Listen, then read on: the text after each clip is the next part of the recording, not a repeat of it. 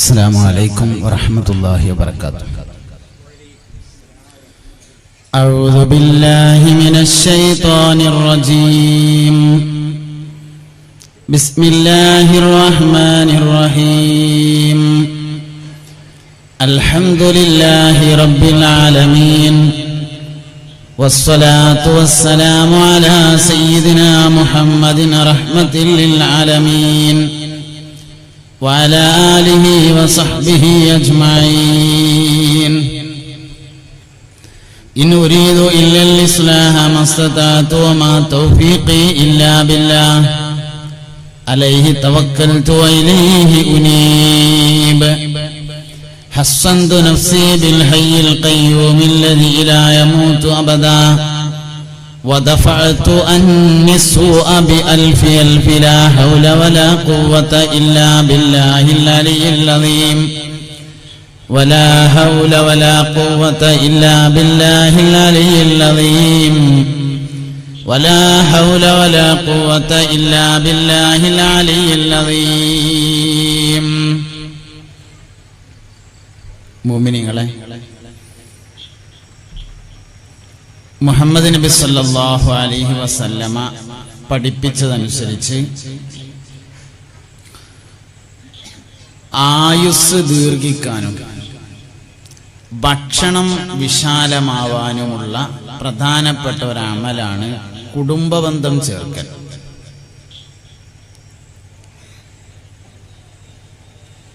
ബഹുമാനപ്പെട്ട മായീൻ മുസ്ലിയാരുടെ കുടുംബം അവർക്കും നാട്ടുകാർക്കും ഒരുമിച്ച് കൂടാൻ വേണ്ടി ഇങ്ങനെ ഒരു പരിപാടി ഇവിടെ സംഘടിപ്പിച്ചു.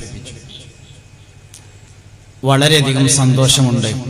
അല്ലാഹു റബ്ബുൽ ഇസ്സത്ത് ഏത് സദുദ്ദേശത്തെ മുന്നിൽ കണ്ടുകൊണ്ടാണോ അസ്മാഉ ബദറിനെ പാടുകയും ഉലമാക്കളും സയ്യിദന്മാരും സംഗമിച്ച് ദിക്റും ദുആയും നസീഹത്തും നടത്തുകയും ചെയ്യുന്നതെങ്കിൽ ആ ഉദ്ദേശത്തെ സാധിപ്പിച്ചു കൊടുക്കട്ടെ, ആമീൻ എന്ന് ദുആ ചെയ്യുകയാണ്. ഗൾഫിലൊക്കെ ചെന്നാലേ ഫാമിലി ഇവിടെ ഉണ്ടോന്ന് ചോദിക്കും ചിലവരോട്. അത്യാവശ്യം ഒരു സൗകര്യമുള്ള ആൾക്കാരോട് ഫാമിലി ഉണ്ടോ ചോദിക്കും. ഓ, ഫാമിലി ഉണ്ട് എന്ന് പറയും. ചിലവർ അങ്ങോട്ട് ചോദിക്കാതെ തന്നെ പറയും ഫാമിലിയൊക്കെ ഇവിടെ ഉണ്ട് എന്ന് പറയും. വാസ്തവത്തിൽ ഈ ഫാമിലി എന്ന് പറഞ്ഞതില് ഭാര്യനെയും കുട്ടികളെയും മാത്രമാണ് പലരും ഉൾപ്പെടുത്താറുള്ളത്. ഉമ്മ നാട്ടിലേക്കാരം, വാപ്പ നാട്ടിലേക്കാരം. ഉമ്മാനെയും വാപ്പാനെയും ഒന്നും കുടുംബത്തിൽ ചേർക്കാത്തൊരു പരിപാടി പുതിയ തലമുറക്ക് വളരെ കൂടുതലായി വന്നിട്ടുണ്ട്. കുടുംബം എന്ന് പറഞ്ഞാല് ഭാര്യ പ്രധാനപ്പെട്ട തന്നെയാണ്, ഭർത്താവ് വളരെ പ്രധാനപ്പെട്ടതാണ്, മക്കൾ അതിലേറെ പ്രധാനപ്പെട്ടതാണ്, വാപ്പ അതിനേക്കാൾ പ്രധാനപ്പെട്ടതാണ്, ഉമ്മ അതിനേക്കാൾ പ്രധാനപ്പെട്ടതാണ്, ഇളയച്ചിയും മൂത്തച്ചിയും നാത്തൂനും ആങ്ങളിയും ഇതൊക്കെ കുടുംബത്തിൽ വളരെ പ്രധാനപ്പെട്ട കാര്യങ്ങൾ തന്നെയാണ്. പക്ഷെ അത് പലപ്പോഴും ശ്രദ്ധിക്കാറില്ല. പഴയ കാഴ്ചപ്പാടിൽ നിന്ന് പുതിയ കാഴ്ചപ്പാടിലേക്ക് വന്നപ്പോ കുടുംബം എന്ന കാഴ്ചപ്പാടും ചുരുങ്ങി വന്നിട്ടുണ്ട്. അവിടെയാണ് ഇങ്ങനെ കുടുംബക്കാരും നാട്ടുകാരൊക്കെ കൂടിയിട്ട് നസീഹത്തും മജ്ലിസും നൂറൊക്കെ നടത്തുന്നത്. സ്വാഭാവികമായിട്ടും കുടുംബജീവിതത്തെ കുറിച്ചല്ലാതെ വേറെ എന്തിനെ കുറിച്ചാ ഞാൻ ഇവിടെ പറയാം? അതന്നെയാണ് പറയേണ്ടത്. പുണ്യനബി സല്ലല്ലാഹു അലൈഹി വസല്ലം തങ്ങൾ ഉമ്മാന്റെ കാലിന്റോട്ടാണ് സ്വർഗം എന്ന് പറഞ്ഞിട്ടുണ്ട്. വാപ്പ സ്വർഗത്തിന്റെ നടുക്കത്തെ വാതിലാണെന്ന് പറഞ്ഞിട്ടുണ്ട്. ഭർത്താവ് ഭാര്യയെ തൊട്ട് തൃപ്തിപ്പെട്ടാൽ അവർ സ്വർഗത്തിലാന്ന് പറഞ്ഞിട്ടുണ്ട്. ഭാര്യ ഭർത്താവിനെ തൊട്ട് തൃപ്തിപ്പെട്ടാൽ അവർ സ്വർഗത്തിലാന്ന് പറഞ്ഞിട്ടുണ്ട്. മക്കള് ഉമ്മാക്കും വാപ്പാക്കും സ്വർഗത്ത് പോകാൻ ശഫാഅത്ത് ചെയ്യുമെന്ന് പറഞ്ഞിട്ടുണ്ട്. അപ്പൊ ഭാര്യ, ഭർത്താവ്, മക്കള്, ഉമ്മ, വാപ്പ ഇതെല്ലാം സ്വർഗം എളുപ്പമാകാൻ വേണ്ടി അള്ളാഹു വെച്ചിട്ടുള്ള വഴികളാണ്. വാസ്തവത്തിൽ ആദ്യത്തെ വിവാഹം സ്വർഗത്തിലാണ് നടന്നത്. അബുൽ ബഷർ സയ്യിദുനാ ആദം അലൈഹിസ്സലാം ഹവ്വാ ബീവി റളിയല്ലാഹു അൻഹയെ വിവാഹം ചെയ്തത് സ്വർഗത്തിൽ വെച്ചാണ്. ബഹുമാനപ്പെട്ട ജിബ്രീൽ അലൈഹിസ്സലാം ഉൾപ്പെടെയുള്ള മാലാഖമാരാണ് അതിന് സാക്ഷ്യം വഹിച്ചതും നേതൃത്വം നൽകിയതും. ഇങ്ങനെ ചരിത്രത്തിൽ അറിയപ്പെടുന്ന ഒരുപാട് കല്യാണങ്ങൾ നടന്നു. ഇനി അവസാനത്തെ കല്യാണം സ്വർഗത്തിൽ തന്നെയാണ്. ആദ്യത്തെ കല്യാണം സ്വർഗത്തിലാണ്, അവസാനത്തെ കല്യാണം സ്വർഗത്തിൽ നിന്ന് തുടങ്ങി സ്വർഗത്തിൽ അവസാനിക്കുന്ന പുണ്യമായ ഇബാദത്താണ് കല്യാണം. പക്ഷെ നമുക്കൊരു അബദ്ധം പറ്റിയ എന്താ വെച്ചാല്, കല്യാണത്തിന് നമ്മളെല്ലാരും പോകല് കുറ്റം മുടക്കാനാണ് എന്നുള്ളതാണ്. അല്ലാതെ സ്വർഗത്തിലൊരമലാണ് എന്ന് കരുതിയിട്ടോ ദീനിന്റെ 2/3 പൂർത്തിയാക്കുന്ന അമലിന് സാക്ഷിയാകുകയാണ് എന്ന് കരുതിയിട്ടൊന്നും കല്യാണത്തിന് പോയിട്ടില്ല. ചെന്നില്ലെങ്കിൽ ഗഫൂറിന് എന്താ തോന്നുക, അല്ലെങ്കിൽ സത്താറിന് എന്താ തോന്നുക, അബ്ദുറഹ്മാനെ പിന്നെ കാണുമ്പോ എന്താ പറയാ എന്നതൊക്കെയാണ് കാരണം. അല്ലാതെ അള്ളാനോട് എന്താ പറയാ, പടച്ച റബ്ബ് മരിച്ചെന്നാല് എടാ ദീനിന്റെ 2/3 പൂർത്തിയാക്കുന്ന ഒരു ഇബാദത്ത് നടന്നിട്ട് ഇജ്ജെന്തേ അങ്ങോട്ട് തിരിഞ്ഞു നോക്കാഞ്ഞത്, പള്ളിക്കന്ന് നിക്കാരം അസർക്കാരം കഴിഞ്ഞിട്ട് പോകാൻ നിൽക്കുമ്പോ അവിടെ ഒരു നിക്കാഹ് നടക്കുന്നത് അറിഞ്ഞിട്ടും എന്തേ ഇരിക്കാഞ്ഞത് എന്നൊക്കെ ചോദിക്കുമ്പോ ഞാൻ എന്താ മറുപടി പറയാ എന്ന നിലക്ക് ആരും പോകലില്ല എന്നുള്ളതാണ് നമ്മുടെ വലിയൊരു പരാജയം. വിവാഹങ്ങൾ നമുക്ക് പലപ്പോഴും ഒരു തമാശയാണ്. പ്രധാനപ്പെട്ട എല്ലാ കാര്യവും നമുക്ക് തമാശക്കാരാം. പള്ളിപ്പണി ഒരു തമാശയാണ്, ജുമാക്കോല് വേറൊരു തമാശയാണ്, തമാശ പറയാൻ വേണ്ടി മാത്രം പോവുകയാണ്. ഇങ്ങനെയൊക്കെ പ്രധാനപ്പെട്ട എല്ലാ കാര്യങ്ങളും നമുക്കൊരു തമാശയായി മാറിയിരിക്കുകയാണ്. മരണരംഗം പറ്റുമെങ്കിൽ മൊബൈലിൽ പകർത്തിയിട്ട് യൂട്യൂബിലും വാട്സപ്പിലും ഷെയർ ചെയ്യും. കാരണം നമുക്കതൊരു തമാശയാണ്. പ്രധാനപ്പെട്ട എല്ലാ കാര്യവും തമാശയാണ്, എല്ലാ പ്രധാന കാര്യങ്ങളും. അവിടെയാണ് നമ്മൾ കുടുംബബന്ധത്തെ കുറിച്ച് ആലോചിക്കുന്നത്. വളരെ പ്രധാനപ്പെട്ട കാര്യമാണ് ഞാൻ പറഞ്ഞത്. പുണ്യനബി സല്ലല്ലാഹു അലൈഹി വസല്ലമ തങ്ങൾ പറഞ്ഞിട്ടുണ്ട്, എല്ലാവർക്കും അറിയാവുന്ന ഹദീസാണ്, അൽ ജന്നത്തു തഹ്ത അഖ്ദാമിൽ ഉമ്മഹാത്ത്. മുഅ്മിനീങ്ങളെ, കൂട്ടത്തിലൊരു കാര്യം പറയാം. ബഹുമാനപ്പെട്ട ഷാവുൽ അമീദ് തങ്ങൾ വരും ദുആ ചെയ്യാൻ വേണ്ടിയിട്ട്. 9 മണി വരെയാണ് ഞാൻ പ്രസംഗിക്കുക. അതിനുശേഷം മജ്ലിസുൻ നൂർ, അത് കഴിഞ്ഞ് ദുആയും കഴിഞ്ഞിട്ട് എല്ലാവരും പോകാവൂ എന്ന് സാന്ദർഭികമായി സൂചിപ്പിക്കാം. ബഹുമാനപ്പെട്ട ലുക്മാനുൽ ഹക്കീം റളിയല്ലാഹു അൻഹു തന്റെ മകന് കൊടുത്ത ഉപദേശങ്ങൾ പറയാൻ വേണ്ടി ഖുർആനിൽ ഒരു അധ്യായമുണ്ട്, സൂറത്തുൽ ലുഖ്മാൻ. ലുക്മാനുൽ ഹക്കീം റളിയല്ലാഹുവിന്റെ പ്രത്യേകത എന്താ വെച്ചാൽ ഉമ്മാനെ നോക്കി എന്നുള്ളതാണ്. എന്നും രാവിലെ വീട്ടിൽ നിന്ന് ഇറങ്ങുമ്പോ ഉമ്മാട് ചോദിക്കും, ഉമ്മ ഞാൻ പോവാ, വരുമ്പോ നിങ്ങൾക്ക് എന്താ കൊണ്ടണ്ടേ ചോദിക്കും. എല്ലാ ദിവസവും ചോദിക്കും, ഒറ്റ ദിവസം മുടങ്ങാതെ ചോദിക്കും. അപ്പൊ ഉമ്മ എന്തേലൊക്കെ പറയും, വരുമ്പോ കൊടുന്നു കൊടുക്കും. ഒരു ദിവസം ലുക്മാനുൽ ഹക്കീം ഉമ്മാട് ചോദിച്ചു, ഉമ്മ ഞാൻ വരുമ്പോ നിങ്ങൾക്ക് എന്താ വേണ്ടത് ചോദിച്ചു. പ്രായമായിട്ടുണ്ട്, ദേശം ഇങ്ങനെ പ്രായത്തിന്റെ ചില പ്രശ്നങ്ങളൊക്കെ ഉമ്മാക്ക് ഇങ്ങനെ തുടങ്ങിയിട്ടുണ്ട്. ഉമ്മ നിങ്ങൾക്ക് എന്താ വേണ്ടത് ചോദിച്ചോ. പറഞ്ഞു, എനിക്ക് സ്വർഗത്തിലെ ഒരു പിടി മണ്ണ് വേണമെന്ന് പറഞ്ഞു. ഇനി വരുമ്പോ അത് കൊണ്ടുവരുണ്ടോ. കുടുങ്ങിയല്ല പഠിച്ചാനെ. ബഹുമാനപ്പെട്ട സയ്യിദുനാ ലുക്മാനുൽ ഹക്കീം റളിയല്ലാഹു അൻഹു പറഞ്ഞു, ഉമ്മ ഇന്ന് വൈകുന്നേരം ഞാൻ വരുമ്പോ സ്വർഗത്തിലെ ഒരു പിടി മണ്ണാണ് കൊണ്ടുവരേണ്ടതെങ്കിൽ അതിനുവേണ്ടി ഞാൻ ഇന്ന് എങ്ങോട്ടും പോകുന്നില്ല എന്ന് പറഞ്ഞിട്ട് ഉമ്മാന്റെ കാലിന്റെ ഒട്ടുന്ന് ഒരു പിടി മണ്ണിങ്ങനെ എടുത്തുകാണ്ടാണ് കൊടുത്തു. ഇതാണ് ഉമ്മ സ്വർഗത്തിലെ ഒരു പിടി മണ്ണ്. ഉമ്മാന്റെ കാലിന്റെ ഓട്ടാണ് സ്വർഗം എന്നത് നമ്മളിൽ എത്ര പേർക്ക് ഈമാനായിട്ടുണ്ട് എന്നതാണ് വിഷയം. നമ്മൾ എത്ര ആൾക്കത് ഈമാനാ? പല കാര്യങ്ങളും നമുക്ക് ഈമാനല്ല. നാഷണൽ ഹൈവേയില് പാണ്ടി ലോറി വരുമ്പോ നടുക്കൊക്കെ കയറി നിങ്ങാണ്ട് 2 കൈകൊണ്ട് കെട്ടിയിട്ട് കണ്ണും ചിമ്പിയിട്ട് നമ്മളാരും നിൽക്കൂല, പിരാന്തം വരെ നിൽക്കൂല. എന്തേ? ജീവൻ പോകുന്ന ഈമാനാണ്. പിരാന്തനുണ്ടായി ഈമാന്, ജീവൻ പോകുന്നു. പിരാന്തം നിൽക്കലില്ലല്ലോ. അങ്ങനെ ഈമാൻ എന്ന് പറഞ്ഞാൽ അങ്ങനെയാണ്. അങ്ങനെ നമുക്ക് സ്വർഗ ഈമാനായോ നരക ഈമാനായോ? എല്ലാ ദിവസവും രാത്രിയിൽ സൂറത്തുൽ വാഖിയ ഒരു തവണ ഓതിയാൽ അവന് ദാരിദ്ര്യം വരൂലാന്ന് ഹബീബുനാ റസൂലുള്ളാഹി സ്വല്ലല്ലാഹു അലൈഹി വസല്ലം പറഞ്ഞത് ഈമാനാണോ? വീട്ടിൽ കയറുമ്പോ വീട്ടിലുള്ളവർക്ക് സലാം പറഞ്ഞാൽ പിശാച് പിന്തിരിഞ്ഞു പോകുമെന്നത് ഈമാനാണോ? ഭർത്താവ് തൃപ്തിപ്പെട്ട ഭാര്യ സ്വർഗത്തിലാണെന്നും ഭാര്യ തൃപ്തിപ്പെട്ട ഭർത്താവ് സ്വർഗത്തിലാണെന്നും മുത്തുനബി പറഞ്ഞത് ഈമാനാണോ? മുഹമ്മദ് നബി സല്ലല്ലാഹു അലൈഹി വസല്ലമ തങ്ങൾ ഉമ്മാന്റെ കാലിന്റെ ചോട്ടിലാണ് സ്വർഗമെന്ന് പറഞ്ഞ് നമുക്ക് ഈമാനാണോ? മൻ ഫളല സൗജതഹു അലാ ഉമ്മിഹി ഫഅലൈഹി ലഅനത്തുല്ലാഹി വൽ മലായികതി വന്നാസി അജ്മഈൻ. മൻ ഫളല സൗജതഹു അലാ ഉമ്മിഹി, ഒരാൾ തന്റെ ഭാര്യയ്ക്ക് ഉമ്മയേക്കാൾ പ്രാധാന്യം കൊടുത്താൽ ഫഅലൈഹി ലഅനത്തുല്ലാഹ്, നിർബന്ധമായും അവന്റെ മേൽ അല്ലാഹുവിന്റെ ശാപമുണ്ടായിരിക്കും.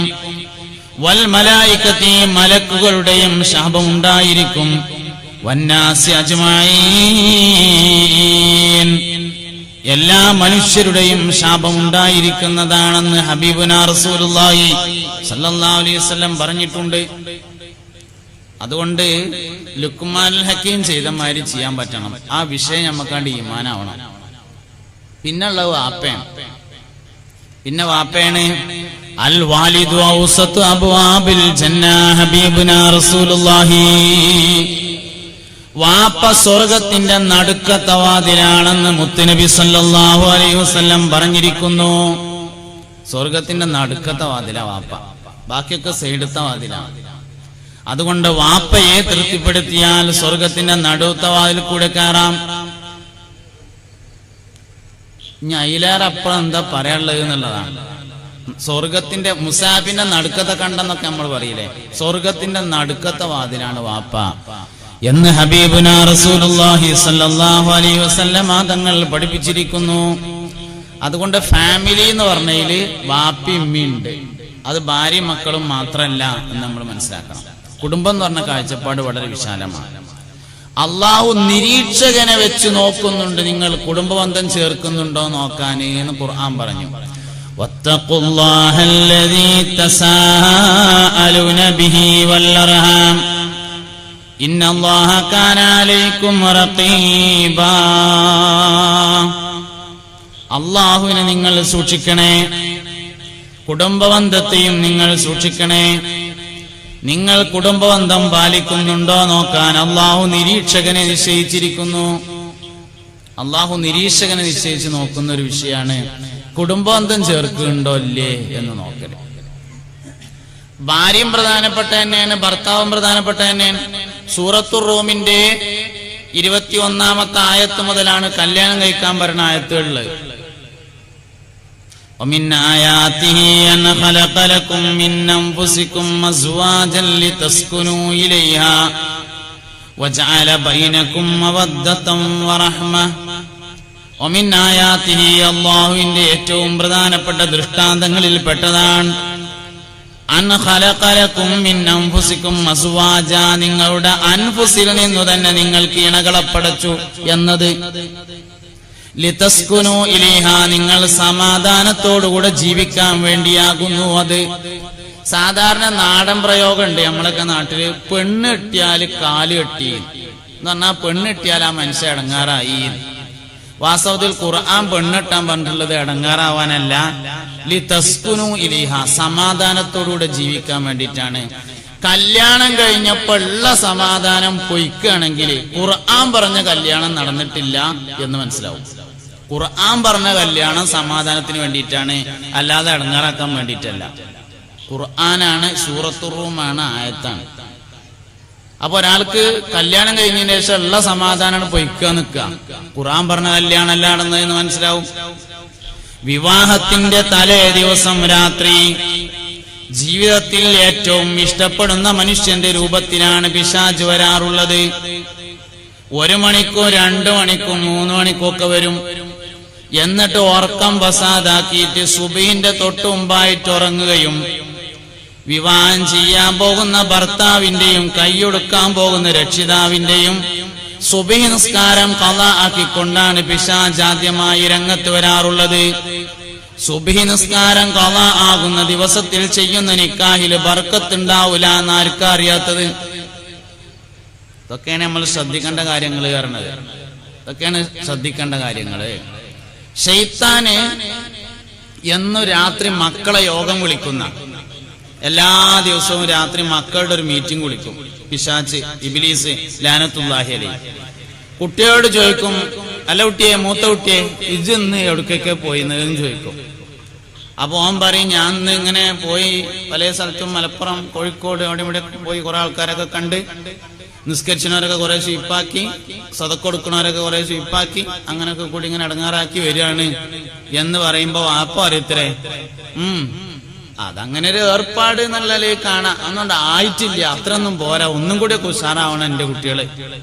രണ്ടാമത്തോനോട് ചോദിക്കും, അല്ല കുട്ടി ഇജ്ജ് എവിടേക്ക് പോയെന്ന്? ഞാൻ ആ സാലിം ഫൈദി എന്ന് പറഞ്ഞ ഒരാൾ അവിടെ ശൈത്താനെ പറ്റി വയലിറങ്ങിയെന്ന് മൂപ്പരെ സ്വീപ്പാക്കാൻ വേണ്ടി പോയി.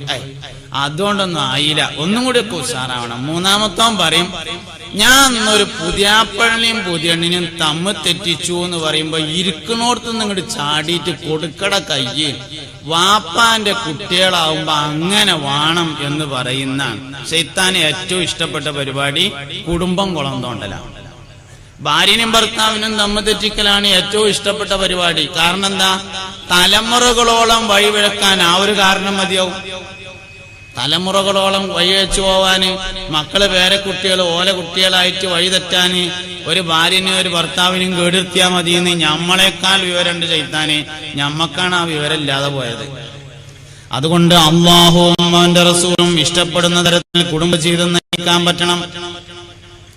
63-ാമത്തെ വയസ്സിലും പുണ്യനബി സല്ലല്ലാഹു അലൈഹി വസല്ലം ഒരു ഗ്ലാസ്സിൽ അല്പം പാലെടുത്തിട്ട് അതിങ്ങനെ കുടിച്ച് ആ ഗ്ലാസ് ഇങ്ങനെ താഴെ വെച്ചാല് ആയിഷ ബീവി അതെടുത്തിട്ട് എവിടെ നബി തങ്ങളെ ചുണ്ട് തട്ടിയത് നോക്കിയിട്ട് അവിടെ തന്നെ ചുണ്ട് വെച്ച് കുടിക്കും. സയ്യിദത്തുനാ ആയിഷത്തു സിദ്ദീഖ റളിയല്ലാഹു അൻഹ പറയുകയാണ്, നേരം വെളുത്താൽ നബി തങ്ങൾ ആടുകളെ കറക്കുമായിരുന്നു.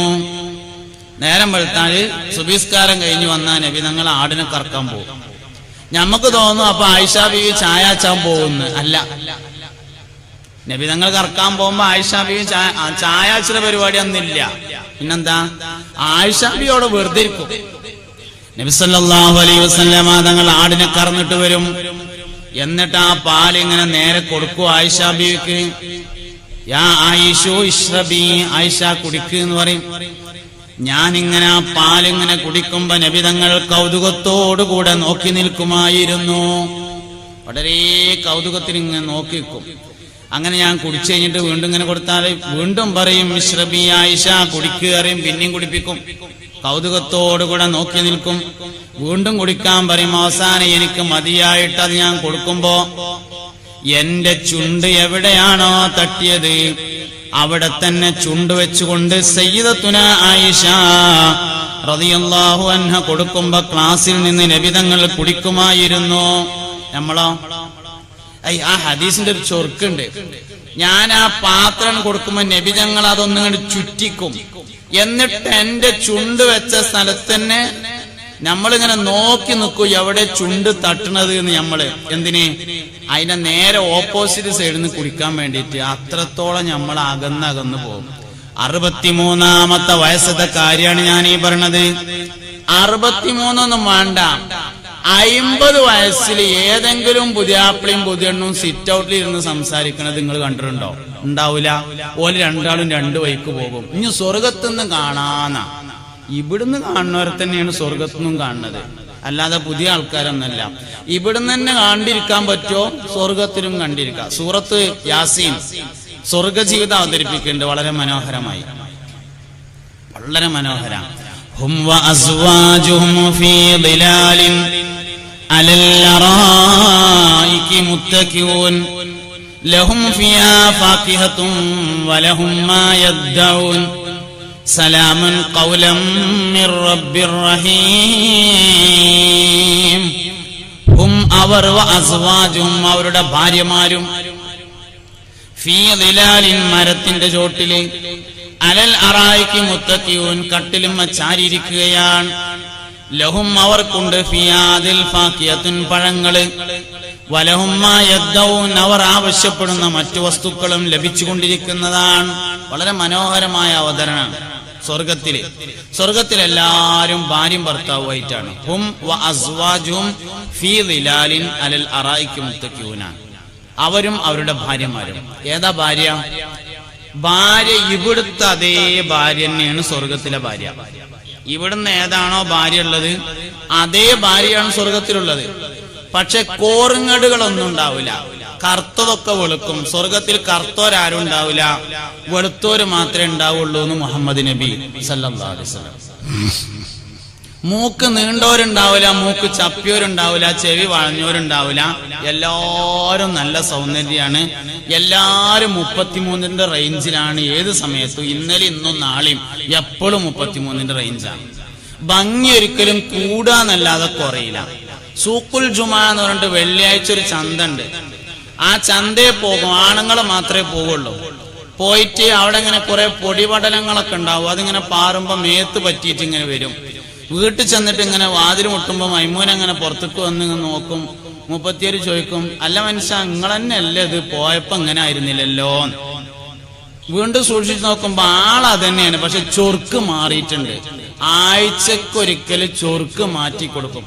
അപ്പളാ മൂപ്പരിങ്ങനെ ഔത്തുക്ക് നോക്കണത്, റംലോ ഇജന്നല്ലേ, ഞാൻ പോയപ്പോ ഇങ്ങനെ ആയിരുന്നില്ലല്ലോ, ഇജും മാറിയിട്ടുണ്ടല്ലോ എന്നാണ്. രണ്ടാളും ആഴ്ചയിലൊരിക്കൽ ഭംഗി മാറ്റി കൊടുക്കും. ആ ഇണ ഇവിടുന്നുള്ള അതേ ഭാര്യ, ഇവിടുന്നുള്ള അതേ ഭർത്താവ്, ഒരു കുഴപ്പമുണ്ടാവില്ല. സ്വഭാവം മാറിയിട്ടുണ്ടാവും. ഈ സ്വഭാവം എന്നല്ല, ഈ കുറച്ചിടുന്ന സ്വഭാവം ഒന്നും അവിടെ ഉണ്ടാവില്ല. നല്ല സ്വഭാവമുള്ള ഇതേ മനുഷ്യൻ ഒരു കുറഞ്ഞ കാലം ഒന്ന് അഡ്ജസ്റ്റ് ചെയ്ത് ജീവിച്ചാൽ മതി. 60 വയസ്സ് വരെ ജീവിക്കുന്ന ഒരാൾ 20 കൊല്ലം ഉറങ്ങാണ് എന്നാണ്. ആരോഗ്യമുള്ള ഒരു മനുഷ്യൻ 8 മണിക്കൂർ ഒരു ദിവസത്തിൽ ഉറങ്ങണം എന്നാണ് കണക്കത്രേ. ആ കണക്ക് പരിഗണിക്കുകയാണെങ്കിൽ 8 8 16 8 24 ഒരു ദിവസത്തിന്റെ 1/3 ഭാഗം ഉറങ്ങുക. 8 16 24 ഒരു ദിവസത്തിന്റെ 1/3 ഭാഗം ഉറങ്ങുക. അങ്ങനെയാണെങ്കിൽ 60 വയസ്സ് വരെ ജീവിക്കുന്ന ഒരാൾ 20 കൊല്ലം ഉറങ്ങും. 20 40 60 ബാക്കി 40 കൊല്ലം. അതിലിപ്പോ മുഴുവൻ കാലം വിവാഹം കഴിക്കണില്ല, അതിന്റെ മുമ്പ് കുറെ കൊല്ലം, ഒരു 10 കൊല്ലം കൂട്ടിക്കോളി, ഒരു 10 കൊല്ലം അങ്ങനെ കഴിഞ്ഞു പോയി, ബാക്കി ഒരു 30 കൊല്ലം.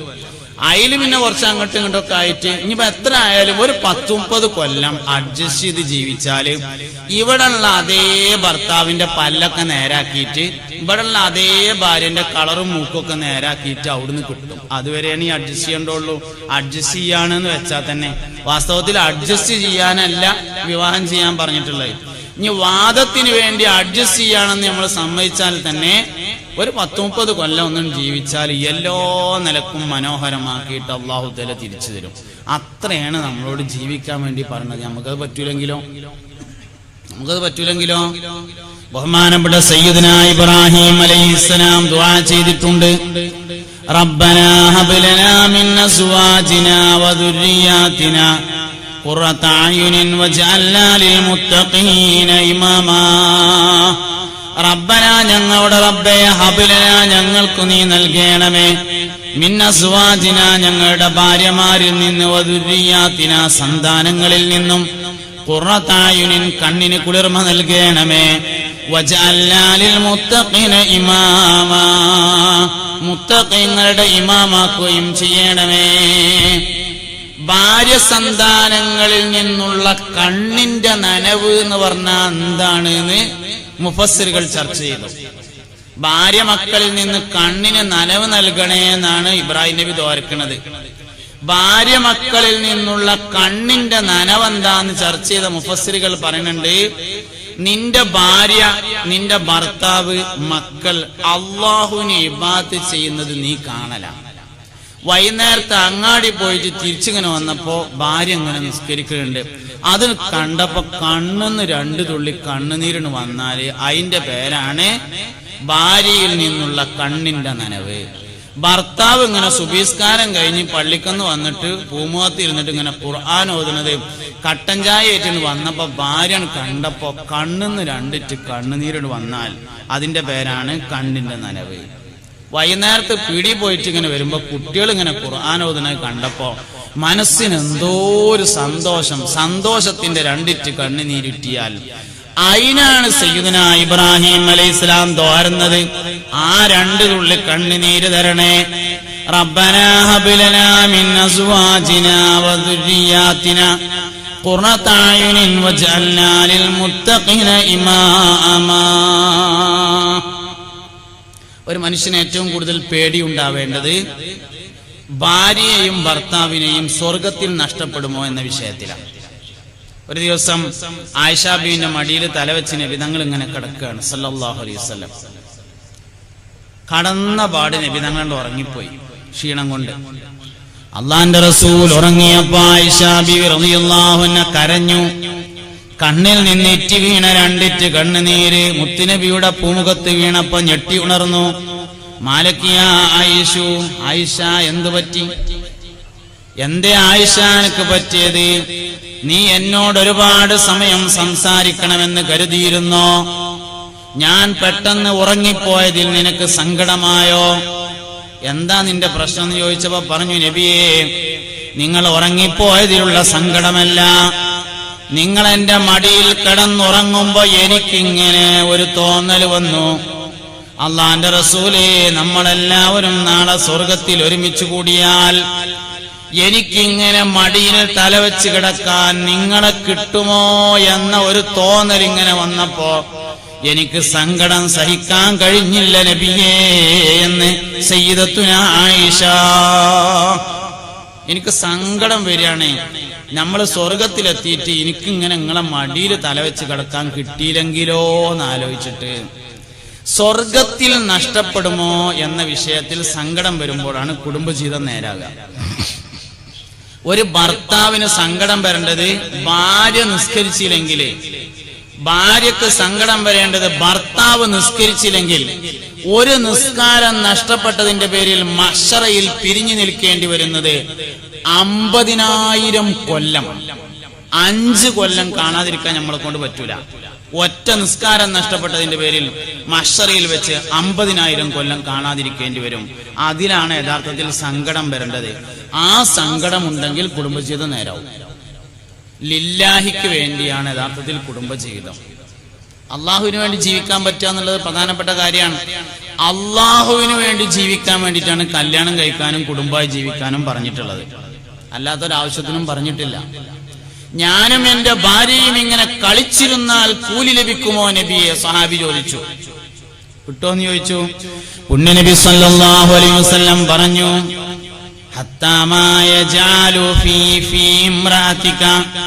ഭക്ഷണത്തിന്റെ ഒരു ഉരുള നിന്റെ ഭാര്യയുടെ വായിലേക്ക് ഇങ്ങനെ വെച്ചു കൊടുത്താൽ നിന്റെ റബ്ബ് അതിനും നിനക്ക് കൂലി നൽകുന്നതാണെന്ന് മുഹമ്മദ് നബി സല്ലല്ലാഹു അലൈഹി വസല്ലം. ഒരുപാട് കാര്യം നമ്മൾ പഠിക്കാണ്ട്. പ്രായമാകുന്നതിനനുസരിച്ച് ഭാര്യയും ഭർത്താവും സംസാരിക്കാൻ വരെ നേരം കിട്ടൂല. പരസ്പരം ഒരുമിച്ചിരുന്ന് ചായ പോലും കുടിക്കൂല. അങ്ങനെ ജീവിതം പരാജയപ്പെട്ടു പോവുക. അതുകൊണ്ട് നല്ല ശ്രദ്ധയോടുകൂടെ ജീവിക്കേണ്ടതാണ്. ഒരു പരിപാടി ഉണ്ട് ഇപ്പൊ നമ്മളൊക്കെ നാട്ടിൽ കാണുന്ന ഒരു പരിപാടിയാണ്. അങ്ങനെ 2-3 കുട്ടികളൊക്കെ ഉണ്ടായി. ഓലിങ്ങനെ അത്യാവശ്യം കുവൈത്തിലും ഖത്തറിലൊക്കെ പോയി കുറച്ചൊക്കെ കായൊക്കെ അയക്കാൻ വേണ്ടി ഇങ്ങനെ തുടങ്ങിയാല് ബാപ്പാനം എല്ലാം ചവിട്ടി പുറത്താക്കും. ചവിട്ടി പുറത്താക്കുക എന്ന് പറഞ്ഞാല് പെരയിൽ എന്തെങ്കിലും ഒരു ആവശ്യം ഉണ്ടെങ്കിൽ മൂപ്പരോട് ചോദിക്കും കൂടിയില്ല. മക്കളും ഉമ്മയും കൂടിയാണ് കൂടി തീരുമാനിച്ചുകൊണ്ട് കാര്യമൊക്കെ ചെയ്യും. ബാപ്പാക്ക് ആകെ 2 ജോലിയുള്ളൂ. ഒന്ന് രാവിലെ ചന്തയിൽ പോയാണ്ട് മീൻ കൊടുന്നുതരാം, 3 വൈകുന്നേരത്ത് ടോർച്ച് കൊടുത്തുകൊണ്ട് പള്ളിക്ക് പോവുക. വേറൊന്നിനും മൂപ്പരെ പറ്റൂല. ബാക്കിയൊക്കെ അമ്മയും കുട്ടികളും തീരുമാനിക്കുക. നമ്മളൊക്കെ നാട്ടിൽ കാണുന്ന ഓരോ പരിപാടിയാണ്. വാപ്പ എന്നും വാപ്പയാണ്. വാസ്തവത്തിൽ വാപ്പ തല്ലും എന്നത് അഭിമാനത്തിന്റെ വർത്താനാണ്. വാപ്പ ചീത്തറി എന്ന് പറഞ്ഞത് ഒരു അഭിമാനാണല്ലോ. ആരെങ്കിലും വാപ്പ തല്ലും എന്നുള്ളത് അപമാനമായി പറയാറില്ല. ഞാനത് ചെയ്യൂല, ഞാൻ വീഡിയോ അടിക്കൂല, എന്റെ വാപ്പ തല്ലും, ഞാൻ സിഗരറ്റ് വലിക്കൂല, എന്റെ വാപ്പ ചീത്തറി എന്ന് പറയാന്ന് പറഞ്ഞ ഒരു മനുഷ്യന് അഭിമാനമുള്ള വർത്താനാണ്. പക്ഷേ ചീത്ത പറയാൻ യോഗ്യതയുള്ള വാപ്പാരെ എവിടെ ഉള്ളത് എന്നുള്ളതാണ് പ്രശ്നം. ചീത്ത പറയാനും ആണല്ലോ ഒരു യോഗ്യത. ചീത്ത പറയാനും തല്ലാനും ഒരു യോഗ്യത വേണം. ആ യോഗ്യത ഉള്ള വാപ്പിയമ്മയും അവിടെ ഉള്ളത്, അതാണ് പ്രശ്നം. വാപ്പാക്ക് വാപ്പാന്റെ യോഗ്യത ഉണ്ടെങ്കിൽ മക്കൾക്ക് മക്കളുടെ യോഗ്യത ഉണ്ടാവും. ഭാര്യക്ക് ഭാര്യന്റെ യോഗ്യത ഉണ്ടെങ്കിൽ ഭർത്താവിന് ഭർത്താവിന്റെ യോഗ്യത ഉണ്ടാവും.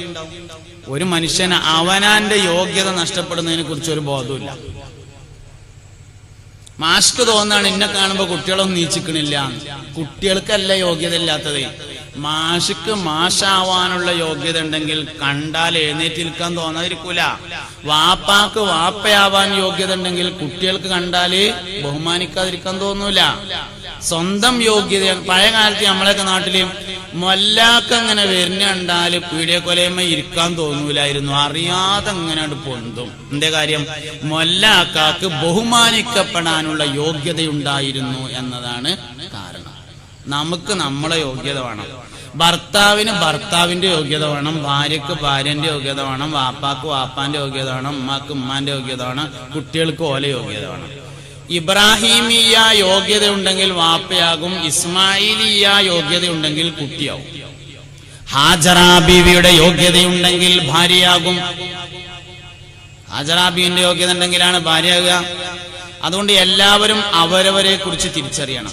ചില സ്ഥലത്തൊക്കെ പ്രസംഗിക്കാൻ ചെന്നാല്, ചില സ്ഥലത്ത് നമ്മൾ വാതറിയാൻ ഇങ്ങനെ ക്ലാസ് ഒക്കെ എടുക്കാൻ വേണ്ടി ചെന്നാല് പിന്നെ കുറച്ച് വയസ്സന്മാരിങ്ങനെ എല്ലാം അടുത്തു കൂടിയിട്ട് ഇങ്ങനെ രോഗിയൊക്കെ പറഞ്ഞിട്ട് അസ്സലാമു അലൈക്കും ഉസ്താദ് എവിടെ എപ്പോഴാ പുറപ്പെട്ടെന്നൊക്കെ ചോദിച്ചിട്ട് പറയും, ഉസ്താദ് ചെറുപ്പക്കാരെ പറ്റി നല്ലോണം ഒന്നും പറയോണ്ട് കേട്ടോ പറയും. അങ്ങനെ കുറെ കഴിഞ്ഞിട്ട് ഇങ്ങനെയാണ് പോകുമ്പോ ചെറുപ്പക്കാരിങ്ങനെ യൂണിയൻ കൂടിയിട്ട് അടുത്ത് വന്നിട്ട് പറയും, ഉസ്താദെ വയസ്സന്മാരെ പറ്റി ഒന്ന് പറയോണ്ടോ, ഇവിടെ ഉണ്ട് കുറച്ച് വയസ്സന്മാര്, അവരെ പറ്റി ഒന്ന് പറയോണ്ടോ പറയും. ഇങ്ങനെ കുട്ടികൾ പറയും വലിയവരെ പറ്റി പറയാന്, വലിയവര് പറയും കുട്ടികളെ പറ്റി പറയാൻ, ആണുങ്ങൾ പറയും പെണ്ണുങ്ങളെ പറ്റി ഒന്ന് പറയണ്ടോ, പെണ്ണുങ്ങൾ പറയും ഉസ്താദെ ആണുങ്ങളെ പറ്റി ഒന്ന് പറയണ്ടോ. ആർക്കും അവനാനെ പറ്റി അറിയണ്ട, ആർക്കും അവനാനെ പറ്റി അറിയണ്ട. പുണ്യനബി സല്ലല്ലാഹു അലൈഹി വസല്ലമയുടെ ഹദറത്തിൽ വന്നിട്ട് സ്വഹാബത്ത് പറയാറുണ്ടായിരുന്നത്, പുരുഷന്മാര് വന്നിട്ട് പറയും, നബിയെ ഭർത്താവ് എന്തൊക്കെയാണ് ഭാര്യക്ക് ചെയ്തു കൊടുക്കേണ്ടതെന്ന് ഞങ്ങൾക്ക് പറഞ്ഞു തരൂ. ഭാര്യമാര് വന്നിട്ട് പറയും, അല്ലാഹുവിന്റെ റസൂലേ ഭാര്യ ഭർത്താവിന് എന്തൊക്കെയാണ് ചെയ്തു കൊടുക്കേണ്ടതെന്ന് ഞങ്ങൾക്ക് പറഞ്ഞു തരൂ. അവർക്ക് അവരെ കുറിച്ചാണ് അറിയേണ്ടിയിരുന്നത്, ഞമ്മക്ക് വേറുള്ളവരെ പറ്റിയാണ് അറിയേണ്ടത്. ഇതാണ് വ്യത്യാസം. ഓരോരുത്തരും അവനാനെ പറ്റി പഠിക്കുക. ഞാൻ എന്തൊക്കെ ചെയ്യേണ്ടത്, ഞാനിപ്പോ ഒരു ഭർത്താവാണ്, ഞാൻ എന്തൊക്കെ ചെയ്യണ്ടേ, ഞാൻ ഒരു ഭാര്യയാണ്, ഞാൻ എന്തൊക്കെ ചെയ്യണ്ടേ, ഞാനൊരു വാപ്പയാണ്, ഞാൻ എന്തൊക്കെ ചെയ്യണ്ടേ, ഞാനൊരു ഭർത്താവിന് ഉമ്മയാണ്, ഞാൻ എന്തൊക്കെ ചെയ്യണ്ടേ, ഞാനൊരു കുട്ടിയാണ്, ഞാൻ എന്തൊക്കെ ചെയ്യണ്ടേ. അത് നമ്മൾ ആലോചിക്കൂല. വാപ്പ വിചാരിക്കണ എന്താ വെച്ചാല് ഓ എന്റെ മകനല്ല, ഓ എന്താ ഇങ്ങനെ ഇതാ പറ്റുമോന്നാ. മക്കൾ വിചാരിക്കണ എന്താ മൂപ്പരൊന്നും അല്ലെങ്കിൽ വാപ്പല്ലേ, വാപ്പാരൊക്കെ അങ്ങനെ കുട്ടികളോട് ചെയ്യാൻ പറ്റുമോന്നാ. ഇമ്മ വിചാരിക്കുന്നത് അങ്ങനെ തന്നെയാണ്. ഓരോരുത്തരും ആരും അവനാന്റെ ഭാഗം ചിന്തിക്കണില്ല. എല്ലാവരും ഞാൻ എന്താണ് ചെയ്യേണ്ടത് എന്ന് ആലോചിച്ചാൽ എല്ലാ പ്രശ്നം തീർന്നു.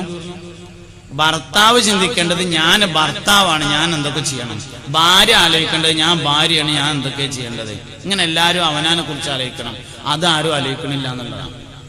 ഒരു പ്രമുഖനായ സഹാബിക്ക് നബി സല്ലല്ലാഹു അലൈഹി വസല്ലം തങ്ങൾ മദീനയിലുള്ള മുനാഫിക്കുകളെ കുറിച്ച് പറഞ്ഞു കൊടുത്തു. മദീനത്തെ മുനാഫിക്കുകൾ ഇന്ന ആൾക്കാരൊക്കെയാണെന്ന് പറഞ്ഞു. ഉമർ ഇബ്നുൽ ഖത്താബ് റളിയല്ലാഹു അൻഹു വിവരം അറിഞ്ഞു. മദീനത്തുള്ള മുനാഫിക്കുകളുടെ പേര് പറഞ്ഞു കൊടുത്തിട്ടുണ്ട് പറഞ്ഞു. ഉമർ റളിയല്ലാഹു അൻഹു ഇങ്ങനെ മെല്ലെ അടുത്തു കൂടിയിട്ട് ചോദിച്ചു, അല്ല നിങ്ങൾക്ക് നബി തങ്ങൾ മദീനത്തുള്ള മുനാഫിക്കുകളുടെ പേര് പറഞ്ഞു തന്നിട്ടുണ്ട് എന്ന് കേട്ടു, ആ പേരൊക്കെ ഒന്ന് പറഞ്ഞു തരുമോ ചോദിച്ചു. അദ്ദേഹം പറഞ്ഞു, ഞാനേ പറഞ്ഞു തരില്ല, നബി തങ്ങൾ ആരോടും പറയരുത് പറഞ്ഞിട്ടുണ്ട്, പിന്നെ എങ്ങനെ പറഞ്ഞു തരാന്ന് ചോദിച്ചു. അപ്പൊ ചോദിച്ചു, നിങ്ങൾ ഒരിക്കലും പറഞ്ഞു തരില്ലേന്ന് ചോദിച്ചു. ഇല്ല, എന്തായാലും പറഞ്ഞു തരില്ല പറഞ്ഞു. ഉമർ റളിയല്ലാഹു അൻഹു ചോദിച്ചു, എന്നാ ഞാൻ ഒരു ചോദ്യം ചോദിക്കട്ടെ ചോദിച്ചു. അതിൽ ഇന്റെ പേരുണ്ടോന്ന് ചോദിച്ചു. ഇല്ല പറഞ്ഞു. എന്നാ എനിക്ക് ആ ലീസ്റ്റ് വേണ്ട പറഞ്ഞു. ഞമ്മക്ക് വേറുള്ളവരാരൊക്കെ നരകത്തിലുള്ളത് എന്ന് അറിയേണ്ടത് നമ്മളെ കാര്യത്തിൽ ഒരു ബേജാറുമില്ല. നമ്മൾ മാത്രം മുസാഫിലെ നടക്കത്തെ കണ്ടാണ് ബാക്കിയുള്ളവരൊക്കെ പുറംചട്ടിയാണ്. ഇതാണ് പ്രശ്നം. നമ്മളെ കാര്യത്തിലൊരു ബേജാറ് നമ്മക്കുണ്ടെങ്കിൽ എല്ലാ പ്രശ്നവും തീരും. അവനാന്റെ കാര്യത്തിലൊരു ബേജാറ് വേണം. ഭർത്താവ് ഭർത്താവിന്റെ വിഷയത്തിൽ ബോധം ഉണ്ടായിരിക്കണം, മക്കൾക്ക് മക്കളുടെ വിഷയത്തിൽ ബോധം. ഒരു ദിവസം നബി സല്ലല്ലാഹു അലൈഹി വസല്ലം തങ്ങളും സഹാബത്തും ഇങ്ങനെ തവാഫ് ചെയ്യുന്ന സമയത്ത് ഒരു മനുഷ്യനെ കണ്ടു. ഉമ്മാനിങ്ങനെ തോളിലേറ്റിയിട്ട് ഒരാളിങ്ങനെ തവാഫ് ചെയ്യാണ്, ഉമ്മാനെ തോളിലേറ്റിട്ട്. നബി തങ്ങളെ കണ്ടപ്പോ അയാൾ ചോദിച്ചു, യാ റസൂലല്ലാഹ്, അല്ലാഹുവിന്റെ റസൂലേ, അന ബഈറു ഉമ്മീ, ഞാൻ ഉമ്മാന്റെ ഒട്ടകാണ്. യമനിൽ നിന്നാണ് ഞാൻ വരുന്നത്. യമനിന്ന് ഉമ്മാനും തോളിലേറ്റിയിട്ട് ഞാനിങ്ങനെ നടന്ന് നടന്ന് ഉമ്മാക്ക് നടക്കാൻ വയ്യ, അതുകൊണ്ട് ഇതുവരെ നടന്നു വന്ന് ഞാൻ ഉമ്മാനേറ്റ് ഇങ്ങനെ തവാഫ് ചെയ്യാണ്. ഇങ്ങനെ ചെയ്താൽ ഞാൻ എന്റെ ഉമ്മയോടുള്ള ഹക്കിനെ വീട്ടിയവനാകുമോ എന്ന് ചോദിച്ചു. പുണ്യനബി സല്ലല്ലാഹു അലൈഹി വസല്ലം തങ്ങൾ പറഞ്ഞു, ഇല്ല, ലാ ആവൂല, ഇതുകൊണ്ടൊന്നും ഉമ്മാനോടുള്ള ഹക്ക് വീട്ടിയവനാവൂല എന്ന് പറഞ്ഞു. ഭാര്യ മനസ്സിലാക്കണം, നിന്റെ ഭർത്താവിന്റെ സ്വർഗം കിടക്കുന്നത് അന്റെ അമ്മായിമാന്റെ കാലിന്റെ ഓട്ടാണ്. ഈ ഒരു വിഷയമാണ് മനസ്സിലാക്കിയാൽ കുടുംബത്തിലെ എല്ലാ പ്രശ്നവും തീരും. അന്റെ അമ്മായിമാന്റെ കാലിന്റെ ചോട്ടിലാണ് അന്റെ പുതിയാപ്പളന്റെ സ്വർഗം കിടക്കുന്നത് എന്ന് മനസ്സിലാക്കുക. അത് വാങ്ങിക്കൊടുക്കൽ എന്റെ ഡ്യൂട്ടിയാണ്. സ്വർഗത്തിലേക്ക് ആരും ഒറ്റക്ക് പോവില്ല, കൂട്ടായിട്ട് മാത്രമേ പോവുള്ളൂ. ഒറ്റക്ക് ഇങ്ങനെ അവനാൽ മാത്രമാണ് തടി മനസ്സിലാക്കാം. അംഫുസക്കും വാഹലിക്കും നാറ, അങ്ങനെ ഒറ്റക്ക് പോകുന്നില്ല.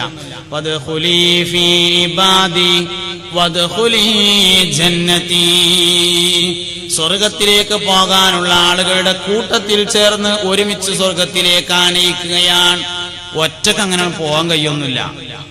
അതുകൊണ്ട് ഒപ്പം ആള് വേണം. അത് ഇവരൊക്കെയാണ് ഈ ജീവിതം സ്വർഗത്തിൽ ഒരുമിക്കാനുള്ളതാണ്.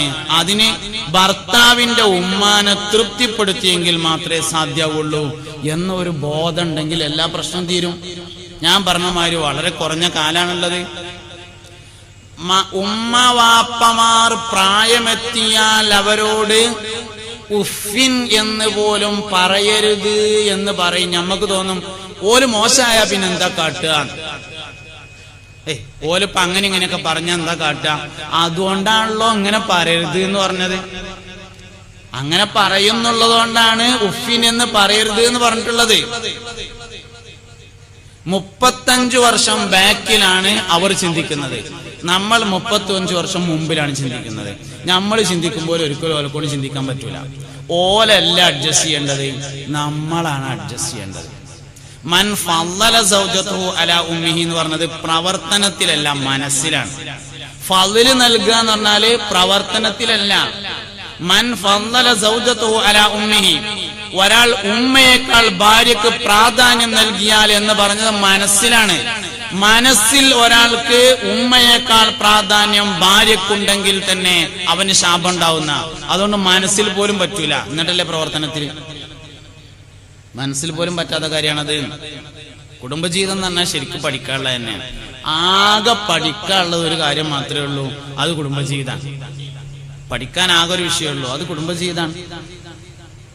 ഇത്രയും കാലം പഠിച്ചിട്ട് നമുക്കത് മനോഹരമായി കുറച്ചു കാലം കൊണ്ടെടുക്കാൻ പറ്റില്ലെങ്കിൽ പിന്നെ നമ്മൾ എന്തിനാ പറ്റാം. അതുകൊണ്ട് എല്ലാവർക്കും അവരവരെ കുറിച്ചുള്ള ബോധം ഉണ്ടായിരിക്കണം. ഭർത്താവിന് ഞാൻ ഭർത്താവാണെന്നും എന്റെ ഭാര്യനും മക്കളും സ്വർഗത്തിൽ കൊണ്ടുപോകേണ്ടവരാണ് എന്ന ബോധം ഉണ്ടാവണം. ഭാര്യക്ക് ഞാൻ ഭാര്യയാണെന്നും ഭർത്താവിനെയും കുട്ടികളെയും സ്വർഗത്തിൽ കൊണ്ടുപോകേണ്ട ബാധ്യത എനിക്കുണ്ട് എന്നും ബോധമുണ്ടാവണം. എന്നാ സംഗതിയൊക്കെ ഉഷാറാവും, എല്ലാം ഉഷാറാവും.